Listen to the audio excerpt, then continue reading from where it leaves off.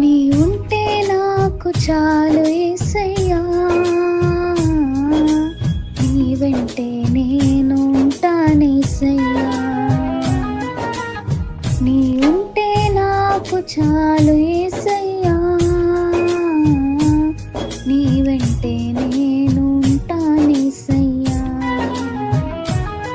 నీ మాట చాలయ్యా, నీ చూపు చాలయ్యా, నీ తోడు చాలయ్యా, నీ నీడ చాలయ్యా.